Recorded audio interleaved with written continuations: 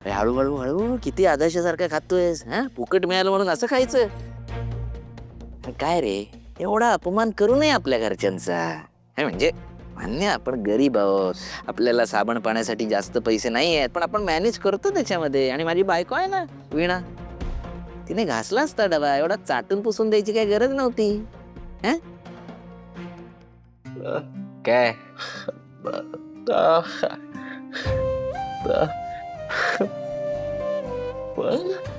काय चल, खूप झाल्या गप्पा, येतो मी.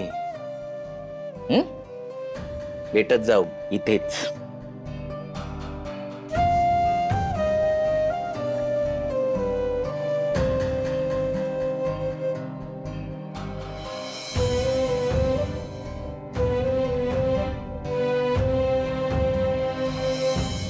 ओ दादा, थांबा जरा. काय झालं? साहेब, तुम्ही त्या व्यंकीशी जे काय बोललात ना, ते सगळं ऐकलंय मी. मग? पण खरं सांगू का साहेब तुम्हाला, तुमचं बोलणं ऐकून आहे ना खूप बरं वाटलं. असं वाटतंय फायनली कोणीतरी कामाचा प्रश्न विचारतंय. आता हा व्यंकी स्वतः कबुली जबाब देऊन आज जाऊन बसलाय. पण हा म्हणजे जणू मोठा सेलिब्रिटी. लोक याला भेटायला काय येत आहेत, मोठमोठे वकील याची केस लढणार असं बोललं जातंय. हा नेमका काय सगळा प्रकार आहे ना तेच कळत नाही. आता त्याने लाच घेऊन सही केली असं मला कळलंय. काय? पण जर त्याने लाच घेतली असेल तर लाच घेणं हा पण एक प्रकारचा गुन्हा आहे. लाच घेतली? किती? नाही म्हणजे कशी? काही कळलं का? अहो नाही हो. अहो साहेब, तुम्हाला वाटतंय ना तर तुम्ही स्वतः जाऊन कोर्टात बसा ना आणि बघा काय खरं आणि काय खोटं ते. काय सल्ला दिलाय याने, याला आता काय सांगू. नाही हो, तेवढा मी रिकामा नाहीये, मला माझी कामं आहेत ना. काय बोलायचं आणि काय नाही.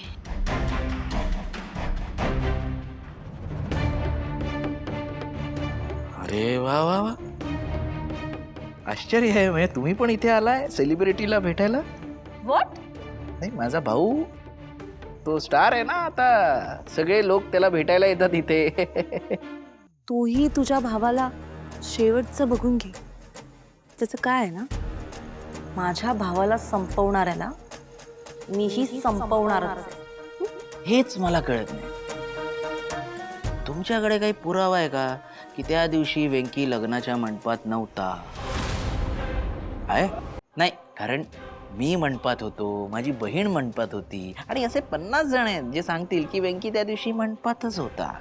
ए, तू नको मला शिकू माझी केस कशी लढायची, समजलं? याच तर गोष्टीची मला कमाल वाटते. म्हणजे वेंकी मंडपात असताना सुद्धा तिथून सूत्र हलवू शकतो.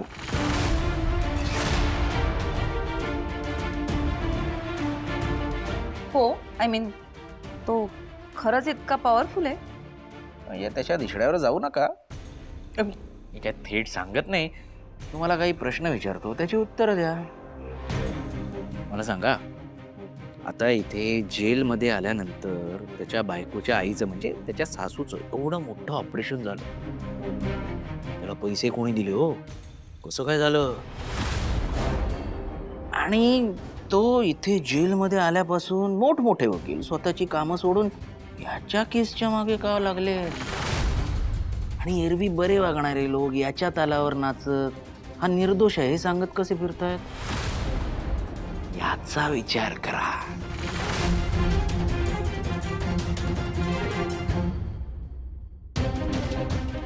येतो मी.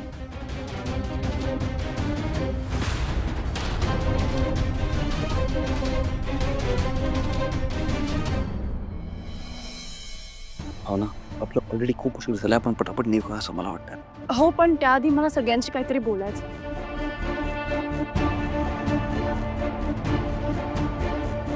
मला माहिती आहे आज आम्ही केसच्या महत्त्वाच्या कामासाठी बाहेर पडणार होतो, म्हणून मुद्दाम आम्हाला उशीर व्हावा म्हणून ही पूजा ठेवली गेली होती.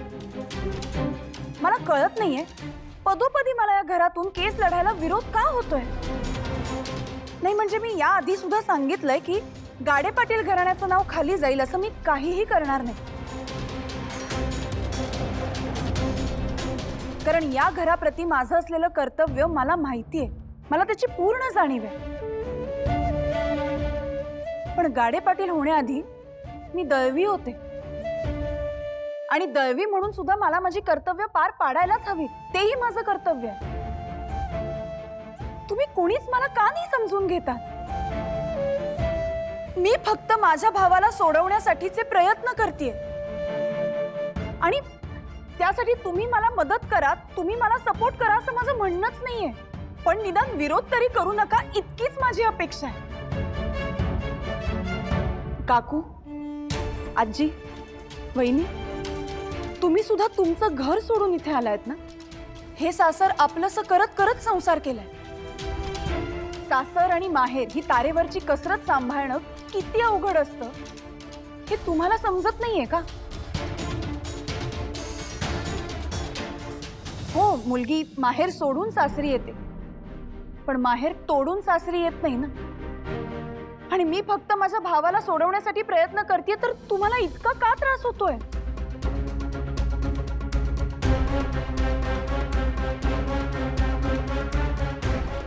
आणि मला असं का वाटतंय की फक्त राजकारण हे यामागचं कारण नाहीये? म्हणजे मी माझ्या भावाला सोडवण्याचा प्रयत्न करतेय, तर तुम्हाला इतका का त्रास होतोय? जसं की तो सुटला तर दुसरं कोणीतरी अडकणार आहे. ए सिद्धूची मॅडम, तू काय बोलतेस याचं भान आहे का तुला? आजी आजी तिच्या बोलण्याचा तसा अर्थ नाहीये, प्लीज. पण तू का तिची वकिली करतोयस?